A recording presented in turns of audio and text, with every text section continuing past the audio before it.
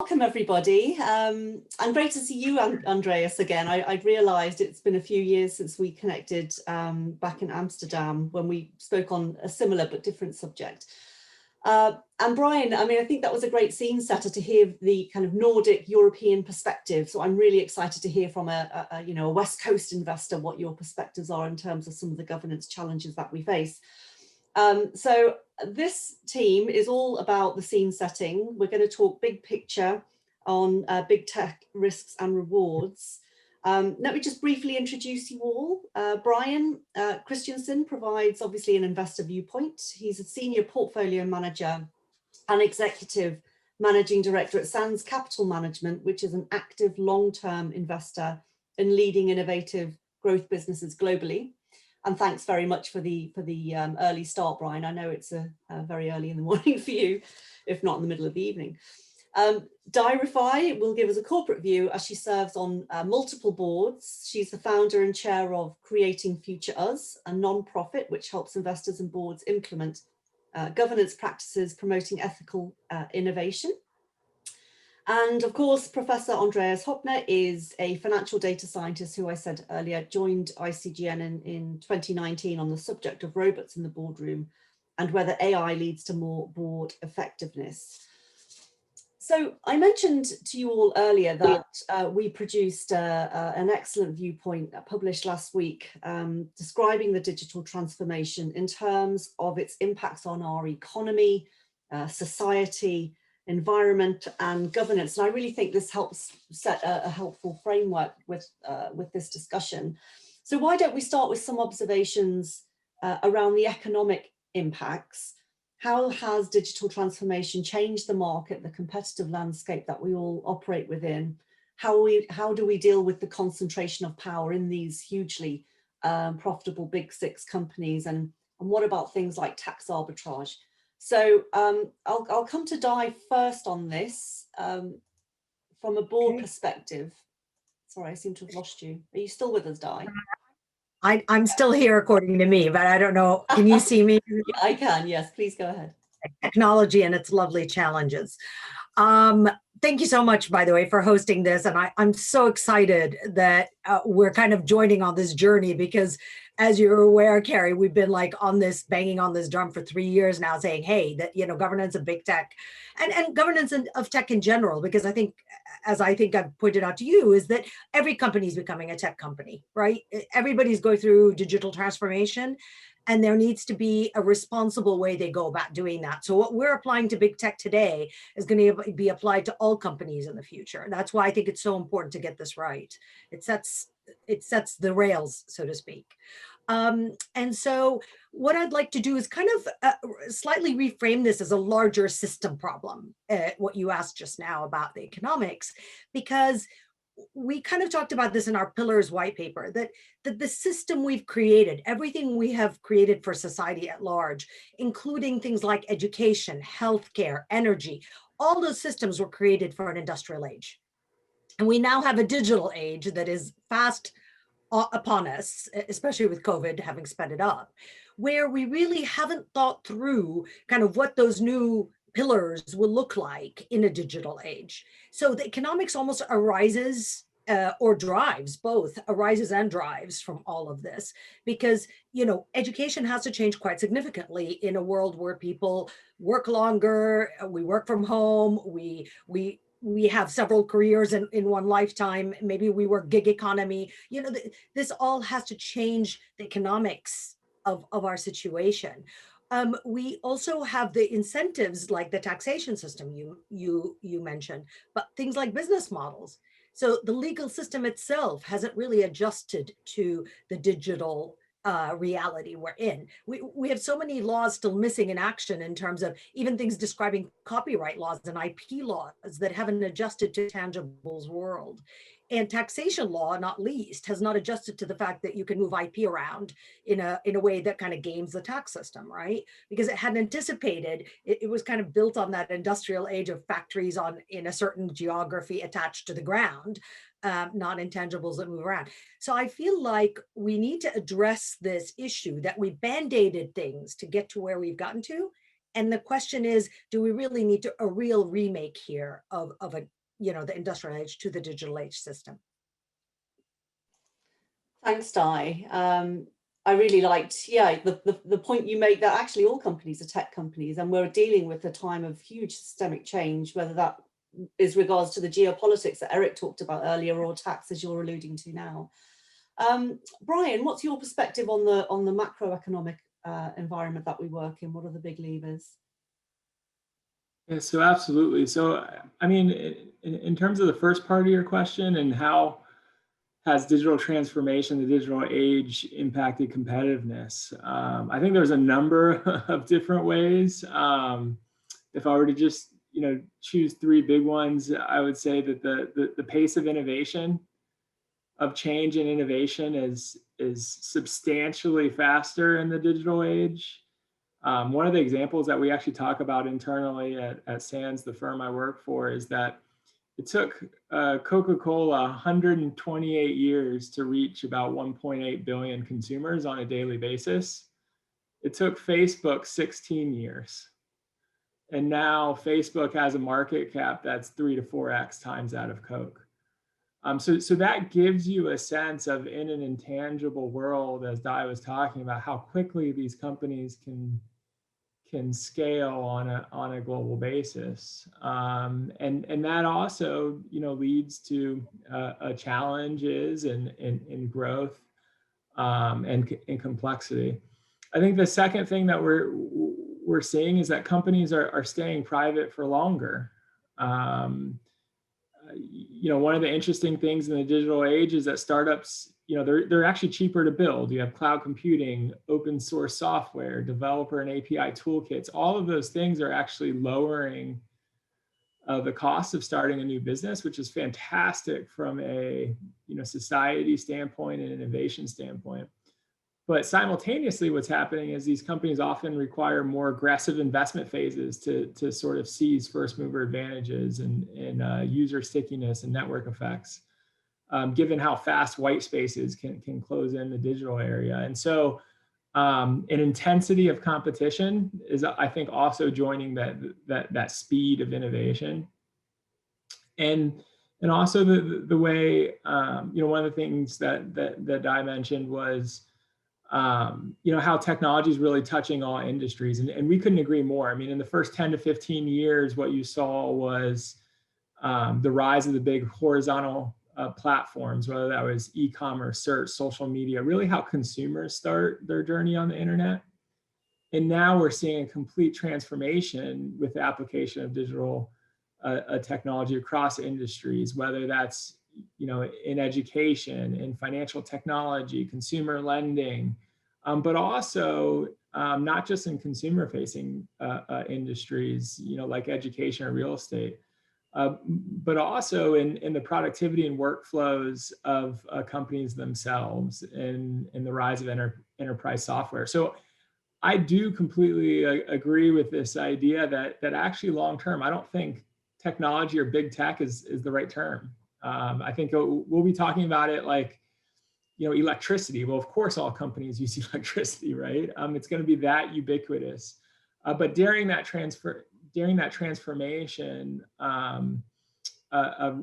really setting those rails, as Di mentioned, around data security and privacy and sort of the rules of engagement, I think will be very important, not only for society at large, but for the companies, to reduce some of the ambiguity that is there with the lack of,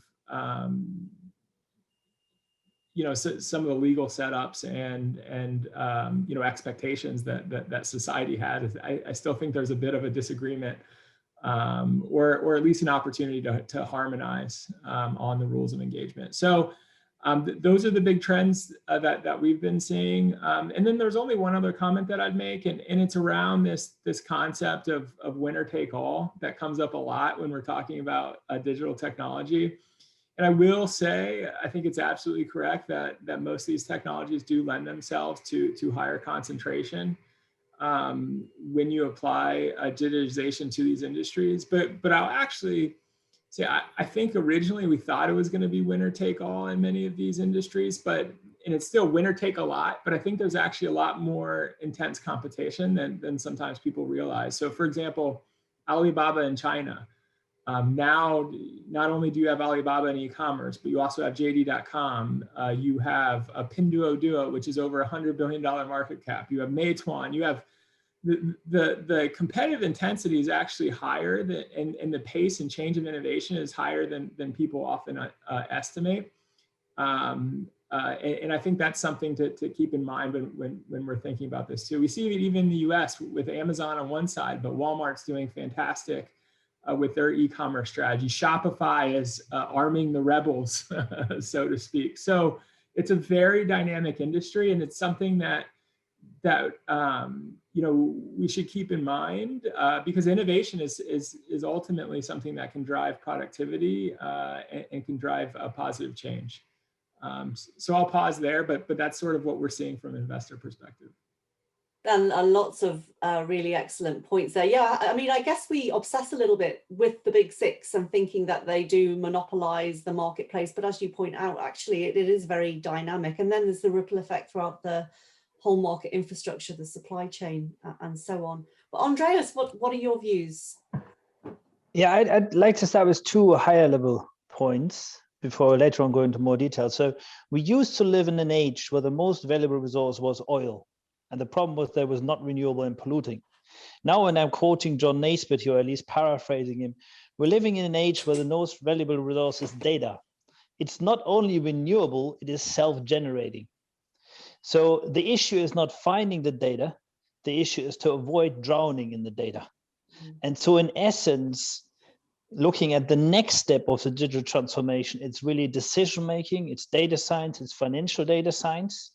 And that leads to a couple of very big complexities, which I think are essentially governance questions. So for the first complexity, I'd like to quote Turner, or who is accredited to say that the problem with financial markets is that very few people fully understand how it works. And these very few people are nearly always conflicted in their interests, so they don't do what's good for society. So if that's a problem with financial markets, then that's even a bigger problem with data science and certain aspects of AI and big tech. The number of people that really have the competencies to fully understand the consequences of certain decision-making is extremely limited. And most likely the vast majority of these are actually conflicted. And I think the person currently that I find most interesting is the work that Tristan Harris is doing. If you see in The Social Dilemma, and I'd like to speak about that later more, but the addiction levels that people have to news feeds, and probably all of us, I believe in 5 to 10 years, or maybe not all, sorry, I don't want to get too close to anyone in the audience, but maybe many of us, in 5 to 10 years, I think we will compare this with other forms of addictions, gaming addictions, alcohol addictions, tobacco addictions. News feeds look so harmless, but they're incredibly addictive. And from an educator's perspective, I believe if my students, or at least some of my students, had better control of their newsfeed addiction, they probably would actually learn more from an educational perspective. So that's where I like to start with. I think that's a great segue actually into the social impacts of big tech. And I have to say, it's what inspired me to talk to Di to get this event moving more comprehensively, because I also saw the social network. I also have small kids, and I'm also addicted to email. What I hadn't quite appreciated, though, was the degree to which algorithms actually shape and coerce our behavior without us even realizing it. Now, that really freaks me out. And I think this is where I'd be really interested to hear from Brian and Di in particular around what is the governance oversight role here? And in the absence of, global regulation, Brian, the heat's on you as an investor to hold companies to account where you can, of course, where dual class shares are not inhibiting your ability to do so. But look, this question of social impacts is really worrying. And I'll just quote Edward Tufte, Professor Emeritus at Yale University, who said, there are only two industries that call their customers users: illegal drugs and software. So what should big tech be doing to counteract this? Brian, how do you talk to companies about this? Yeah, so I actually graduated from Yale, and there's never been sort of a shortage for the flair of quotes there. Yeah, so kind of stepping back, the way we're viewing this, or at least the way I've sort of internalized this, is building on that analogy of the industrial age. I mean, in the 18th and 19th and 20th century, we had a phenomenal rise in the advancement of technology. We had electrification, we had the combustion engine, we had refrigeration, all which combined to transform supply chains, transform transportation, transform manufacturing. We literally had a massive reduction in global poverty. All these things were quite positive. But we also realized over those decades, a number of externalities developed, things that sort of, weren't mitigated in our current sort of regulatory and societal structure that were being, created by many of these advancements. In the US, which, it's the history that I've lived in the most, obviously, that did lead in the 1960s, 70s, and 80s to sort of a wave of efforts to mitigate some of those externalities. And we had the creation of the Environmental Protection Agency, the EPA. We had a number of new clean water and air pollution legislative acts, all aimed at the mitigation of the externalities created by many of those industrial age companies. I think we're going through a similar phase right now in the digital age, where in the very beginning of it, I think there was a tremendous amount of optimism, as there should be. I mean, it's completely transformed our lives and allowed us to accomplish things that we hadn't even anticipated or expected. So that's the positive side, but we are realizing that there's also some externalities. And I think the first step was, transparency into some of these issues, an acknowledgement by of the companies themselves in some of these issues, engagement by investors on these issues. Ultimately, I do think that there is, once you realize that there's an important area of alignment, because companies themselves, trust is going to be incredibly important to the future. And there is a portion of the society that right now is very worried about some of these issues that you've brought up. If the companies aren't able to address them, they will lose users, they will use engagement. And so that's the major message that we're sending to these companies. So it's in their best interest. So in some ways, even though it's an externality that's not sort of baked into their profit and loss statement today, we actually think it is very baked into their how sustainable their investment model can be over the very long term. And quite frankly, I do think there's a rise and awakening within Silicon Valley, within these companies, in starting to really internalize some of these issues. And that's a positive, but it's going to be a journey. It's not easy because there's the companies themselves need help. They need the engagement from investors with their ideas. They need the engagement from regulators. They need the engagement from other stakeholders to figure out a solution. Because I don't think, as Di mentioned, I don't think it's simply just sort of tweaking our industrial age policies and regulatory frameworks. I think it's a third way. It's a different way of how to approach and how to really think about these things. And whether that's, what does employment look like? What does education look like? All of these things. And because it's so complex, it's difficult. So it's gonna require work, and it's gonna require alignment. But I tend to be an optimist. As a growth investor, you have to be, as an investor in innovation. And but it's a challenge. Yeah, I have to say, I deleted my Facebook account after watching The Social Network and the words of Tristan Harrott ringing in my ears. But I'm on LinkedIn because of the utility it provides to be able to share messages like we're discussing today. But trust is a huge issue. I mean, Di, what boards what are they practically doing at the moment from a corporate governance perspective? What is it that boards are doing to become more competent or to build back trust with society? So I love this question. And also, Brian, thank you so much for mentioning the word externalities, because I was dying to say it. Because I mean, we in the ESG space have been talking about externalities for a while in terms of environmental externalities, right? And now we're seeing societal externalities, which is the S piece of ESG. And I think it's all about how do we now start to learn the lessons from the environmental movement to say, let's not wait till we have, these externalities almost to the point of no return. Let's catch them early. And this is kind of our life's work, what we're doing at Creating Futures, like jumping up and down and saying, hey, these externalities are happening. Let's start to think about them.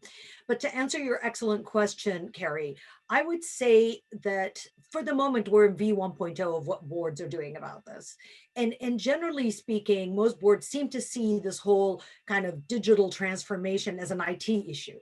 So what you see is a lot of boards hiring ex-CTOs, which is great as a first wave because you need somebody on the board who understands technology and can question and challenge in the right ways that boards do.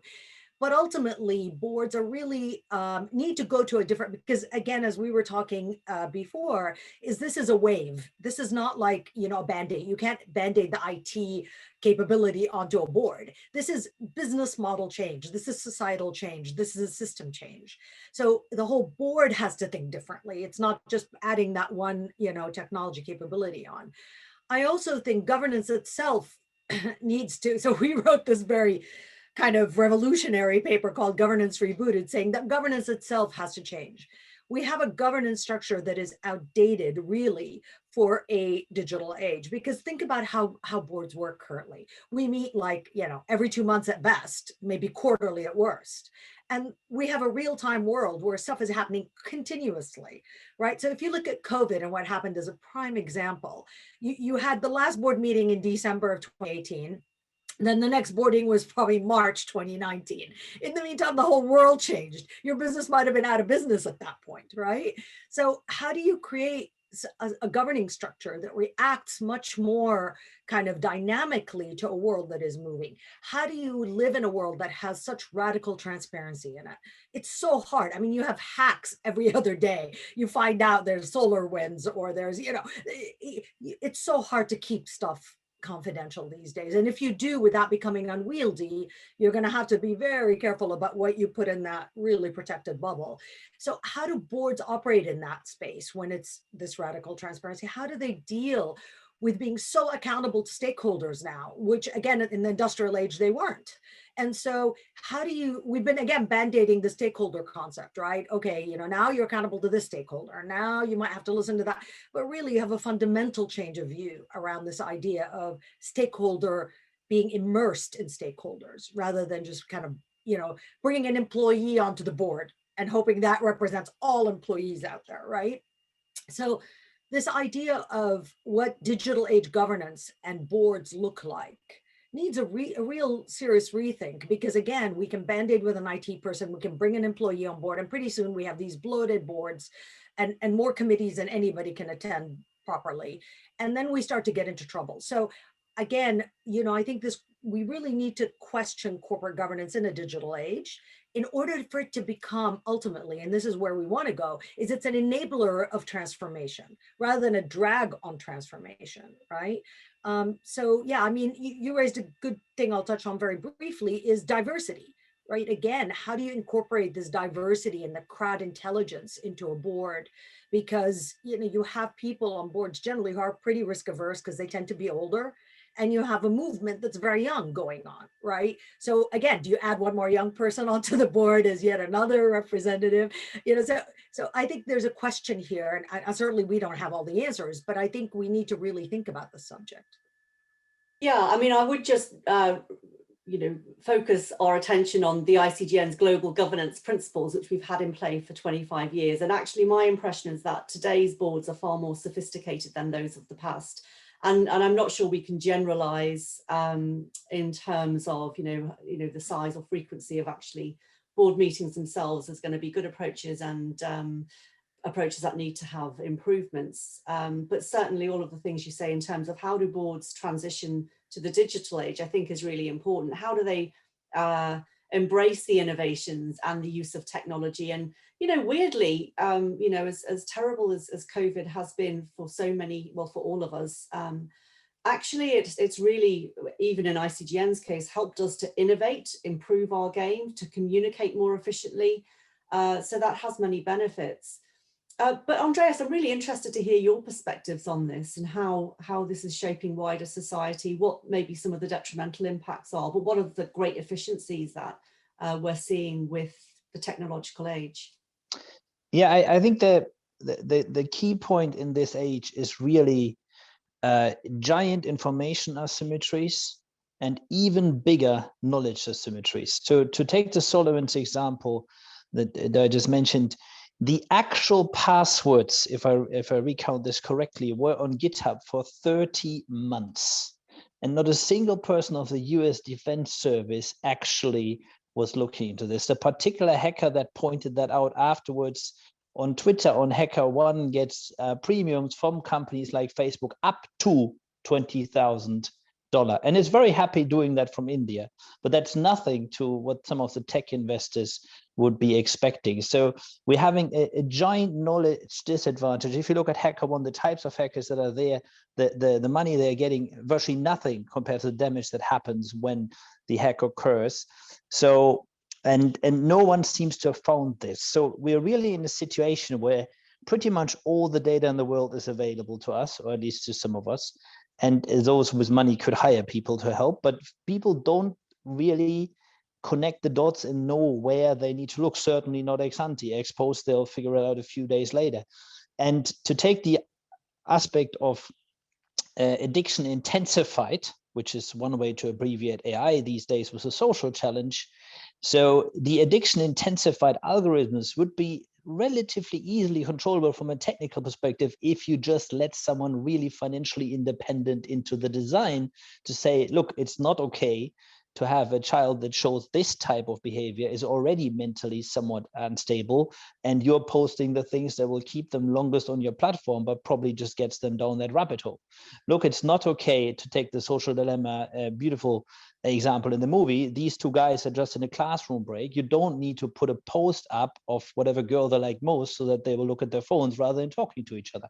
So in essence, if your phone is already motivating you not to talk to a human in the actual room, then that is probably actually a challenge. And so as society, we do need to define boundaries. I personally quite like the work that the Asiloma AI principles have done on that in terms of, it's a very long list of boundaries, maybe slightly too complex, and maybe not all the behavior of the organization was in a way that the entire community enjoyed it. But in principle, we need to define boundaries, and then we do need to arrive at some form of financially independent audit mechanism. And I stress financially independent, because if you get think tanks paid by the tech firms to go in and to look at the algorithms, then not much is happening other than great PR. So take the example of Facebook and child suicide. Nick Clegg famously went on BBC and endorsed a charity whose view was that it's fine to leave them online because they help you to whatever find problematic cases. Obviously, that charity seemed quite likely to have been funded by Facebook if you looked it up. So in essence, if we can establish financially independent audits of key algorithms, and we can establish, and I'm sure this will take a decade, it's not as easy as it sounds by any means, and we can establish a couple of simple decision rules that can be implemented by technical experts in the same way that we do it with the airline industry. I think that's the best example. In the airline industry, the industry itself is of course has an incentive to cut costs, but the people that actually regulate them and that check them technically have the same level of knowledge, and they have ensured safety over time. And I think that is where we need to get to, in particular when it comes to news feeds. And I personally agree with you, the LinkedIn newsfeed is way too useful to delist. But even, and I would stress this is a minor thing, but even the autofill on Google, it's the kind of the smallest little bit of a newsfeed. You put a word in, and depending in which city you are, depending who you are, you get a different autofill. So in all these little things where they effectively entice our behavior, and in that sense make a solicitation for our time, right, to look at finance. When a retail investor gets a proposal from an asset manager, there's all sort of rules that the asset manager has to follow, not to sell them the dream magic deep learning algorithm that gets 500% return every year and eventually is immediately bankrupt.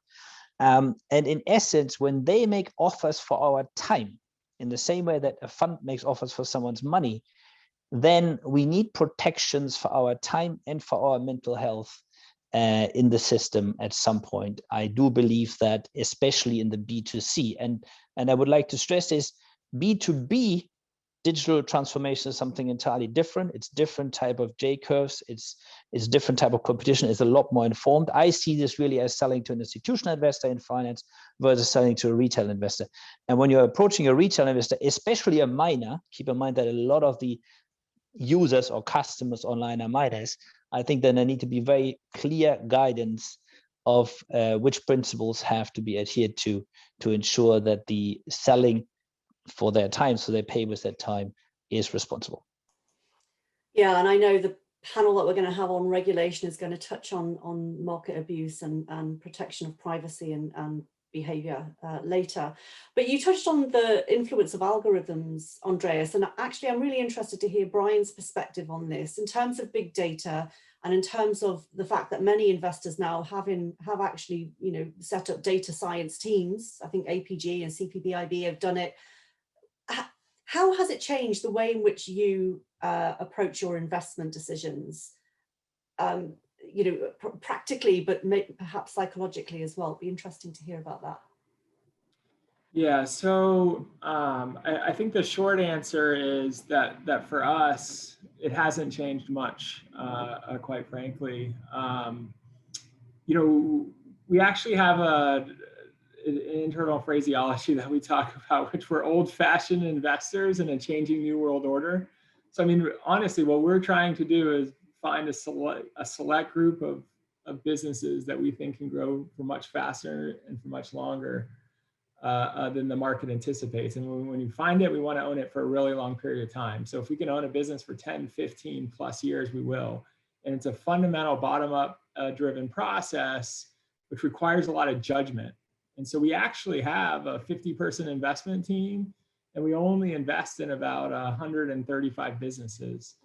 Now we do try to add a layer of data and intelligence, but it's really to inform that judgment-making process rather than replace it. And in many ways, we do see systemic risks that can be associated with a replacement of judgment with algorithms. So that's not something that we intend to do, but we do think that is driving more volatility in the markets. Now, volatility can create opportunity in a great business, but it can also, you know, create a lot of day-to-day noise, so to speak. So, you know, we have perhaps a little bit different of a take, where we are investing in data science, we are investing in new sources of data. That budget line item, whether it's data warehousing, business intelligence, all of those things are growing significantly at our firm. But at the center, what we do is still people and judgment for our investment decision making, and I don't see that changing. I guess it comes back to Andreas's point as well around the need for competence and education for the market generally, so that we're all more sophisticated about how to engage with companies on these issues. We've got a few questions now. Andreas, a quick one from Anna McDonald. There are hundreds of frameworks on AI ethics. Which was the one that you mentioned? Oh, I mentioned the Asiloma AI principles, which is kind of a meta framework. May I briefly comment on Brian's previous point? Please do. So I absolutely agree that it needs to be inform rather than replace. And I think when we have the abbreviation AI, there's three meanings. One is artificial intelligence. That rarely happens. That's really just the marketing stories. The next one is augmented intelligence. That's empowering the human. That's the inform rather than replace. That is the Steve Jobs, the bicycle for our minds. So if the computer was a bicycle, then the financial data science essentially represents maybe the e-scooter or something, or the e-bicycle. And then the third one is, of course, addiction intensified, the problematic one. But just to highlight the level that currently is happening in practice. So if you take all the corporate governance indicators that the audience might know from MSCI, from various other providers, ISS and so forth, you can essentially test the financial market materiality, both upside, downside of these indicators regularly at any point in time, so that you get immediate clues when the structure of the financial market means that suddenly dual voting shares are a much bigger problem in this kind of sector, in this kind of legislation. The data science enables you to go beyond, say, GIGS or ICD codes into very specific activities as we demand from the green taxonomy. So a lot of what actually is called AI in reality is augmented intelligence, and it simply means that you have a generation of tools that are a lot better than just downloading data and making judgments. You essentially get indicative suggestions of where the opportunity is. And the main point for you as human means it prioritizes your time. So you can look, okay, this may be interesting, that may be interesting. So a lot of the very uninteresting leads that you might have followed 5-10 years ago, hopefully you wouldn't have to follow nowadays with the data science system. Thank you for that clarification of the different AIs. Di, building on from that point, how competent do you feel boards are in the adoption of AI and embracement of all of that? What are they practically doing?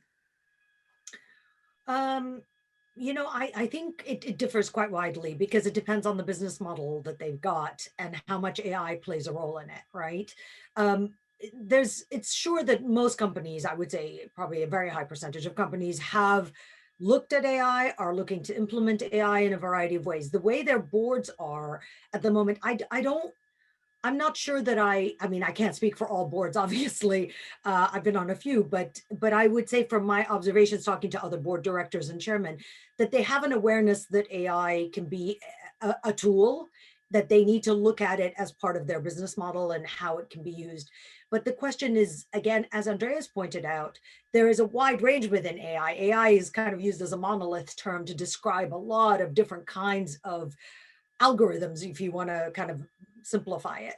And what algorithm applies to which business, where, I don't think that happens at the board level, that kind of conversation. You know, there's more of a reliance on the CTO to kind of make those decisions, and the board is more thinking about challenging the strategy around that, which again is appropriate. You know, you don't want to get into conflict with executives on this, but I do think that the education on this area of AI needs to rise within boards so that they can understand the externalities of AI as much as the AI technology itself. Because, you know, when you go down the AI route, it's not like, you know, it's just a technology decision, right? You have to think about the data. You have to think about how you use the data.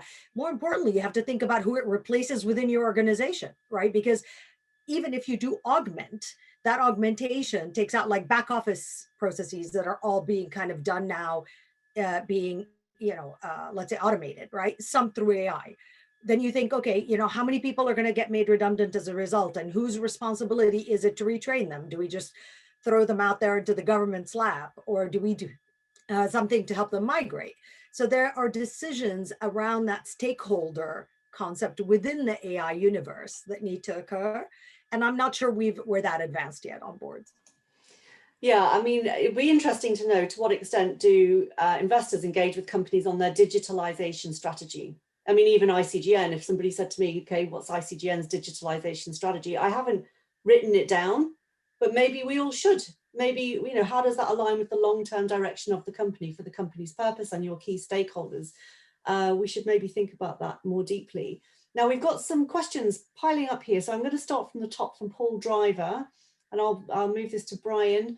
Isn't one of the key points on data that users are not the customers, i.e. those who pay with cash, but are the product being sold and influenced perhaps without the education yet to fully understand that, or the regulation to make algorithms transparent? What do you think about that? I guess it's to the behavioral coercion point without even realizing it.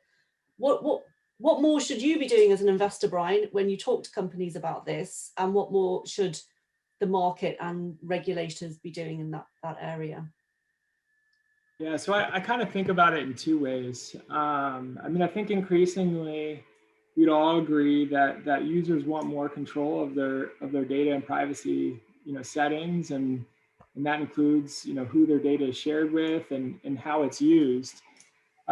But if you can trust, and if you feel like you have an appropriate amount of control, there's still a large part of the population that is sort of willing to, within that context, you know, trade off for free, useful services. And I know that there may be a lot of survey work that is demonstrated an increase in, concern around data privacy and security and trust. But what's interesting is for all the talk about people even quitting Facebook, for example, the user numbers and the user engagement is still pretty powerful, and is still growing. And to me, one of the things that demonstrates is, at least for now, people are willing to make some sort of a trade-off. Now, the flip side is there is a growing number of people that are concerned, and change on the margin matters. And so what is either going to happen is those companies who use an advertising-based model are going to have to refine it to build trust, or there's going to be alternative models that end up winning. And what's fascinating is that we are seeing a lot of innovation and alternatives to the ad-based business model, primarily around subscriptions. So for example, in this sort of startup space, we see companies like Patreon. They're helping artists and creators sort of earn a monthly living through subscriptions, or companies like Substack, which are empowering writers to monetize content, not through advertising, but actually through a subscription. So the innovation cycle is coming in order to help solve some of these challenges, and arm entrepreneurs and arm creators, arm content makers with an alternative model. And so if the traditional advertising model doesn't evolve itself, it's our view that we're going to see these alternative models likely win. I think there's room for both, but it's going to involve mitigating those externalities for the advertising model to ultimately have a long-term place. And so those are the types of things that we're engaging companies about. Can I just add something really interesting, because Brian's made some really great points here. And what is interesting that you're seeing now in that innovation, and we are still on the early days in the foothills of that innovation, but what you are seeing is that where that externality can occur is that you have these models that go to like a premium sort of thing. So that people who don't want to share their data pay a premium, and then people who can't afford or don't want to or happy to share their data don't pay a premium or don't pay a subscription, right? But what you find occurring is people who can afford to pay, i.e. the better off people, end up having privacy, whereas people who can't afford to pay, i.e. the poor and vulnerable, end up getting advertised at in bulk, right? So what we have to be careful with these emerging innovations is how the unintended consequences of these actions bear out. And we don't end up in this kind of multi-universe where you have inequality rising rather than, going down. So we are still, like I said, we're still innovating. And like Brian pointed out, we're still on the innovation curve, but we're discovering that even in these early innovations, there might be unintended consequences when we have to tweak to get it right. Yeah, and I think what you're both discussing is addressing the question from Robert Wigley, which is, basically asking, shouldn't PRI have a new principle requiring investors to engage on harm caused by some of these online services? I guess,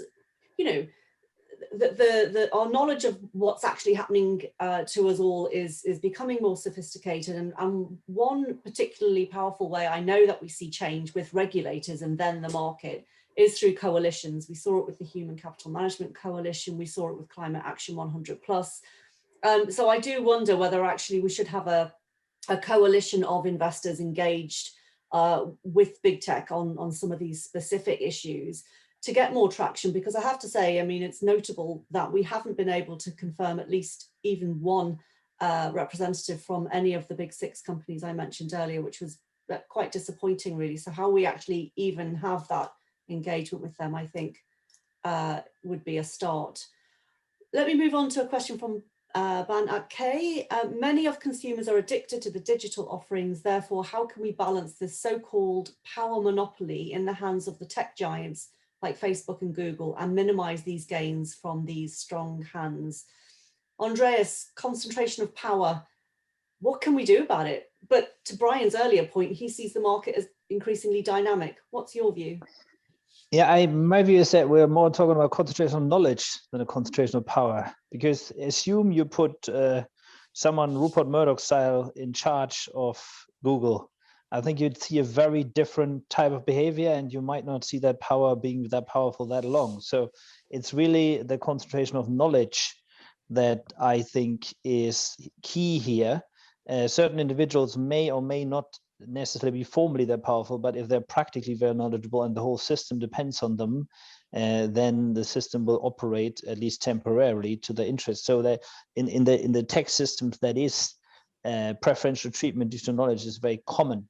I'd like maybe to briefly mention extending governance into managing also top executives. So we can study which are the best top executives. And if we study that, for instance, for cyber hacks, we find if marketing is among the best top executives, then actually that increases the probability of getting hacked.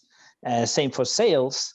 In return, if the chief technology officer is among the best paid, it reduces it. Interesting lot, chief information officer. So not just an IT problem, is chief technology. The second most useful is chief HR, because engaging with your people and training them not to get phished is also very important. So I believe as important as power is, it is really a knowledge aspect in this digital age, especially as we move more from simple IT to advanced financial data science, where small teams of knowledgeable people can outperform hundreds easily if they are effective, i.e. they do the right thing, and the other guys don't really know what to do.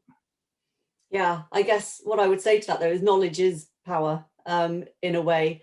I mean, and it takes me back to the social network point where Tristan says there's like 10 guys in Silicon Valley who basically are creating these algorithms which, influence our behavior. I absolutely agree, Kerry. If I can just jump in on that. Knowledge is power, but is it yet flagged on corporate governance ratings? Who are the ones with knowledge? I would say mostly it's not. Mostly what we have is the legal structure, and mostly what we have is the kind of the theoretical view on corporate governance. And even if we take the Federal Open Market Committee in the US, best example, setting the interest rates, in theory, you have 7 independent and 5 dependent members. In practice, the independent section is never full, so you really have more 4-5 or 3-5. So I think in the way we assess corporate governance, we have to look more at the practice of the actual governance rather than just at the theory of the policies. And knowledge is, to my personal knowledge, and that may be limited, not encoded in the corporate governance ratings that I am familiar with. I very much doubt that your knowledge is limited, Andreas. Very limited. Okay, so I mean, I feel like we've talked a lot about the social aspects, the great stuff and the not so great stuff.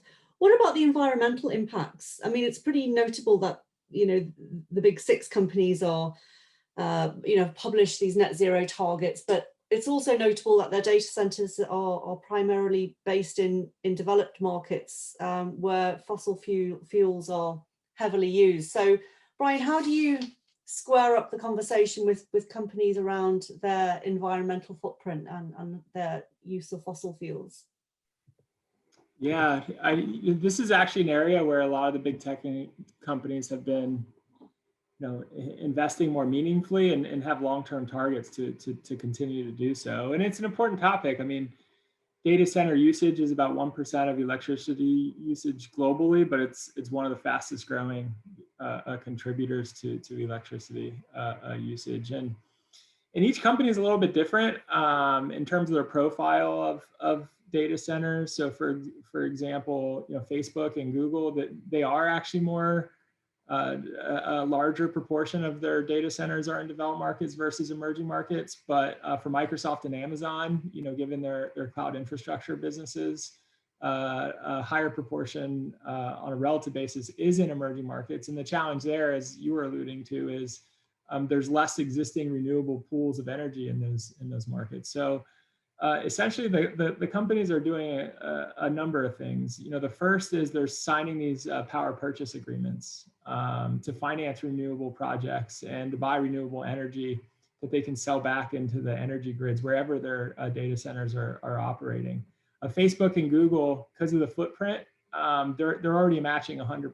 Microsoft and Amazon, they're not there yet, but they've committed to matching 100% of their energy usage to renewables by 2025. Then to complement those purchase power agreements for renewable energy, companies are also either purchasing carbon offsets or increasingly actually investing in carbon removal projects, which is required to get to that net zero. Most of these companies are already carbon neutral via paying for offsets, and they've set targets to become a net zero. So Microsoft was sort of the first that committed to be net zero by 2030, and they're actually doing direct investments in carbon removal projects. Facebook followed suit with the target by 2030. Amazon, it's a little bit more challenging for them because of their fulfillment network, but they're actually targeting a net zero by 2040. So that's sort of the lay of the land, but yes, it does make it a little bit more difficult. The larger your infrastructure is in emerging markets, but all of these companies have targets for buying 100% renewable energy in the foreseeable future. And Di, what's your experience of how boards are incorporating and actively overseeing the incorporation of sustainability related targets such as net zero? So it depends again which board company. If we're talking about the existing tech companies versus the companies that are going towards tech, I would say, can I just kind of broaden this slightly by saying that the taxonomy of ESG at the moment, the EBIT of ESG is actually very industrial age, because we look primarily on the planet and Earth, but increasingly we have an issue in space. So we have a ton of debris now in space. Apparently 60% of what's out there in orbit of Earth is actually debris. And that raises a very interesting issue about all the space companies and Starlinks of the world that are sending tons of satellites out. And there is no real governance there, again, international governance that dictates the space area and says who can pollute and who can't pollute. So it's almost like we're having the ocean plastics problem happening all over again out in space now. And again, it's that tragedy of the commons where nobody wants to pay for it unless it's enforced, and no one government dictates it. And so this idea of where E sits in ESG needs to be slightly broadened now to incorporate a digital age where there are other environmental issues to think about besides just the pollution of Earth. So that's a point I think that we need to kind of think about. And the other thing is just, if you have a trade-off like Brian just mentioned, where you have these companies who are doing incredible things on the environmental front and making very big commitments, yet on the societal front, they're actually doing some harms, right? And in an ESG framework, how do you balance when one company is very good on one front? I mean, you have ratings, obviously, but those ratings don't necessarily always take the digital aspect into it that we're talking about here. And in fact, even the GBIT, right? So how are we balancing these trade-offs in a way that gives us something very actionable at the end, something that is meaningful at the end. And to answer your original question on boards, I think boards are across the board being pressured now to think about the EBIT. In fact, if you think about ESG, it's primarily driven by E and S&G Trail. So there's not a board out there. I think it'd be surprising to find a large company board that isn't very actively involved in thinking about ESG and the EBIT of ESG. So I would say people are on a pathway there, and the pressure will continue. And board members, I think, are increasingly, especially now with TCFD requirements and everything else, it's hard to stay in the dark on this. But the S&G are still a little bit kind of lagging on that. Andreas, did you have any final thoughts on?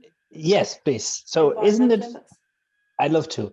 Carbon neutral and net zero are academically the same thing. Isn't it funny how a company like HSBC says we've been carbon neutral in 2005, we'll be net zero by beyond 2030. And Microsoft really has to be praised because they're the only ones owning up to that. Microsoft are the only ones having a public blog from Brad Smith saying, yeah, we're carbon neutral, but we actually find out that doesn't mean that much. We really need to get to net zero. And basically, as many others, we oversold our carbon neutrality. We never really were it. So I think Microsoft is actually very, very good on it. When it comes to electricity demand, there is a much more giant government problem in the tech industry, and that's Bitcoin. Whoever started Bitcoin, and we don't even know that, is way more polluting than any of the top 5. Unfortunately, I didn't hear who was the 6th company. So if that was Tesla, then they would be actually implicated in Bitcoin. But so the other 5, I think are fine. And you can look at the gradations. Personally, Microsoft outreach on net zero, I'm very impressed with this, but I also understand Brian's point on their actual setup. But so Bitcoin, Ethereum, and the whole crypto is a giant and entirely needless pollution exercise. So if you, for instance, look at the work of Adair Morse and others from Berkeley and Chicago, who nicely document that, I have very significant concerns about the polluting implications of crypto, and then even more so the governance of it, right? People naively are walking to Bitcoin and saying, oh, but they can't increase the money supply like the Fed could. Well, you don't even know who runs it. So yes, they could increase the money supply every time. They haven't done it yet, but you don't even know who Nakamoto is. Could be a person, could be many, could be a secret service agency, could be anyone, right? So the only speculation, the only plausible scenarios of Nakamoto is probably anyone benefiting from Bitcoin. And then there is a whole range of people that, or organizations that could be Bitcoin, right? We are trying to academically trace back to the very first mention of Bitcoin anywhere on the web to get a closer idea of where that is. There's a famous Forbes article pushing Bitcoin, even the Irish Times was before it.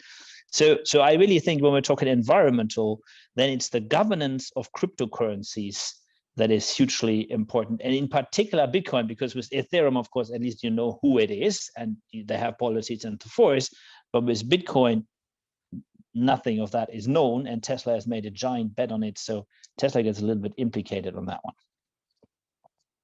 I think you just set us up for our next conference, Governance of Crypto Coin, Andreas. Thanks for that. Governance of Bitcoin would be on any environmental implication. I'll be happy to contribute. And if you would like help with your digitalization plan for ICGN, I volunteer. And I might regret this, but I indeed do that because I think go for it. Look, we're just about to launch a brand new website, so we really welcome that. But I'm conscious we're coming to the end of the hour, and also this is such a hugely broad subject, and we are now fraying into conversations around sustainability. But can we just bring it back to technology and the digital transformation of our world? And from an investment perspective, Brian, and also from a corporate perspective, Di, and from your perspective, Andreas, what is the burning thing that you think we need to prioritize going forward to help bring about, a safer place, given all of the concerns we've expressed on this panel? So starting with you, Brian. Yeah, I take it back to the conversation we were having earlier, and I think Di said it best. We kind of just ran into the externalities in the industrial age, and we've been doing a little bit of that already, actually, in the digital transformation age, but anticipating more, being ahead of it, identifying what those externalities are, and then bringing those into the management discussions, the boardroom discussions. I think that is key. And the answer is going to be a little bit different for each company because of how homogeneous the digital transformation is across industries, sectors, geographies. It's not going to be a one size fits all. So in many ways, that means it's going to be a more complex, more specific, deliberate discussion that each management team, each company, each industry, each government is going to need to have. But we got to start now, and it's got to be moved up that priority curve. Thank you, Di. So I'll add to Brian's great points in saying that, there's a bubbling up of innovation around this idea of what we do about the societal implications that's kind of eventually finding its way to boards, but a much filtered version. But I do think we need to get better intelligence about those things. And ultimately, there's this big discussion, as you know, Carrie, about the purpose of the company, right, in a new world order. And that conversation links into what we're talking about here, because companies are trying to find their way in this new world order. Like, what is their role? What is their contribution to society and its stakeholders, right? And this links very well into that, because governments are kind of, there's this jockeying almost in a way between what governments used to be perceived to do through the industrial age as it took over, education systems and healthcare systems and energy systems and all kinds of other systems.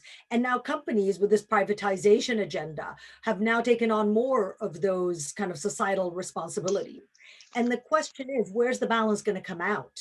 And so there needs to be, as Brian said, there needs to be multiple conversations, because not everyone will land at the right line of shade of gray in all of this. You've got individualistic societies in the US that will draw the line one place, and then you've got more socialistic societies like ours in Europe that will draw the line in a different place. But companies and their boards have a really big role to play here in challenging and questioning what their effects are, even in the slimmest version possible of this.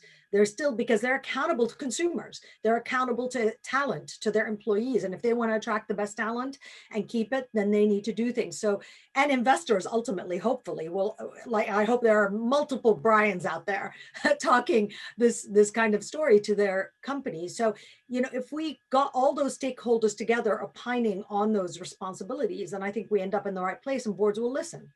So I hope that that's where we end up. Thank you. And concluding remarks from Andreas.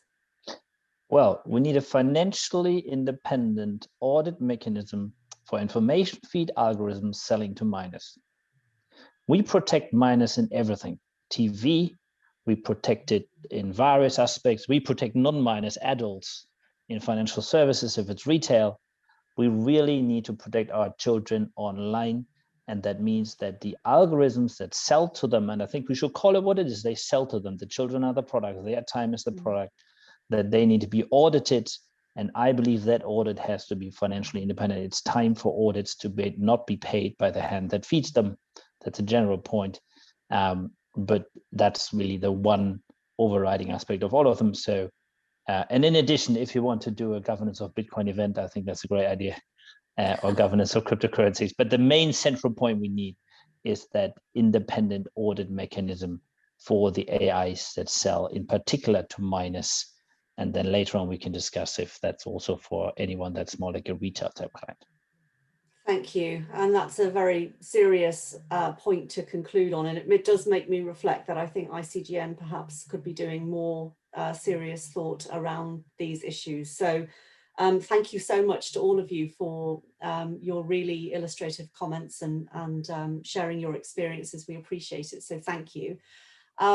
With that, we've got another panel starting. I think we're 3 minutes over, but another panel starting at 1:45, 11:45, on the subject of data governance and human rights. So thanks everybody, and we look forward to having more conversations in the future. Thank you very much from Dublin. Thank you. Thank you.